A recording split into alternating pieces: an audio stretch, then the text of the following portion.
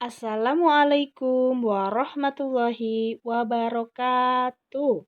Anak-anakku sekalian, hari ini kita akan belajar materi bahasa Indonesia tentang pertumbuhan dan perkembangbiakan hewan dan tumbuhan. Yang pertama yang akan kita bahas yaitu mengenai pertumbuhan dan perkembangbiakan pada hewan.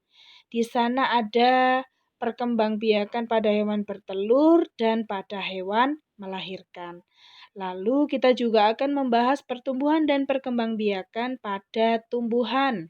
Di sana ada perkembangbiakan secara alami melalui biji, tunas, umbi, dan spora, dan juga perkembangbiakan buatan. Yang pertama yaitu pertumbuhan dan perkembangbiakan pada hewan. Contohnya di sana yaitu pada ayam, pada kupu-kupu, pada katak, dan juga pada nyamuk. Ini adalah beberapa contoh hewan yang berkembang biak dengan cara bertelur.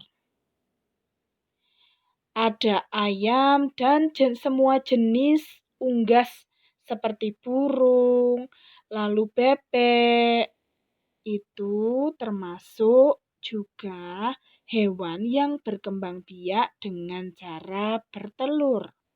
Sama juga dengan kupu-kupu, dengan katak, dan juga dengan nyamuk. Lalu, kalau tadi kita sudah membahas mengenai contoh hewan yang bertelur, sekarang adalah contoh hewan yang melahirkan. Di sana ciri-cirinya yaitu hewan yang memiliki 4 kaki dan memiliki rambut serta menyusui. Nah, di sana contohnya yaitu adalah babi, lalu kambing, ada kuda, kelinci, juga ada kucing. Contoh lainnya yaitu ada macan, singa, itu termasuk contoh hewan yang melahirkan. Untuk yang selanjutnya yaitu tentang pertumbuhan dan perkembangbiakan pada tumbuhan. Di sini yang pertama yang akan kita bahas yaitu mengenai perkembangbiakan alami dengan biji dan tunas. Contohnya kalau dengan biji ini adalah pada semangka, lalu pada mangga, lalu pada nangka, itu termasuk tumbuhan yang menggunakan perkembangbiakan secara alami dengan biji. Lalu kalau pada tunas ada 2. Ada tunas adventif dan tunas biasa. Kalau adventif itu pada tumbuhan sosor bebek. Lalu kalau pada tunas biasa itu terdapat pada pohon pisang dan pohon bambu. Dan perkembangbiakan alami yang selanjutnya yaitu melalui umbi dan spora. Di sana ada contohnya lobak atau kalau bisa kita lihat pada wortel. Lalu di sana bunga bakung dan bawang merah menggunakan umbi lapis, sedangkan pada singkong menggunakan umbi batang. Nah, contoh lainnya perkembangbiakan alami di sini yaitu contohnya pada tumbuhan paku atau menggunakan yang namanya spora pada bintik-bintik itu.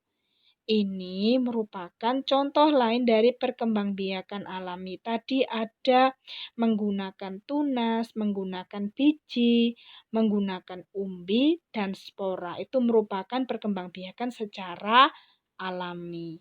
Kalau pada perkembangbiakan buatan atau dengan bantuan manusia, di sini contohnya yaitu pada cangkok. Nah, ini menggunakan beberapa alat yang kita gunakan untuk mengembangbiakkan suatu tumbuhan menggunakan pisau. Lalu untuk yang selanjutnya yaitu perkembangbiakan buatan dengan stek. Sama seperti yang tadi dengan bantuan manusia, di sana kita harus memotong bagian batang yang bisa digunakan yaitu pada pohon singkong. Di sini contohnya. Setelah kita potong, maka kita tancapkan pada tanah dan akan keluar akar dan daun. Jadi, perkembangbiakan buatan itu contohnya pada cangkok dan stek. Lalu selanjutnya kita akan belajar tentang macam-macam bunga nasional. Di sana adalah puspa bangsa. Nah, puspa itu adalah bunga. Di sini puspa bangsa contohnya sebutannya pada bunga melati.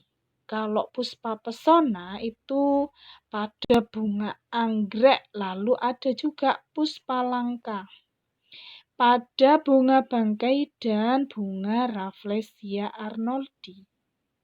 Nah, anak-anakku sekalian, hari ini kita sudah membahas mengenai perkembangbiakan pada hewan, yaitu melalui bertelur dan melahirkan, lalu pada tumbuhan, yaitu melalui biji, melalui tunas, melalui spora, dan juga melalui umbi. Lalu kita yang terakhir ini sudah membahas mengenai macam-macam bunga nasional. Ada bunga bangsa, bunga pesona, dan bunga langka. Cukup sekian, semoga bermanfaat. Jangan lupa dibaca materinya. Bu Rohmah tutup dulu. Wassalamualaikum warahmatullahi wabarakatuh.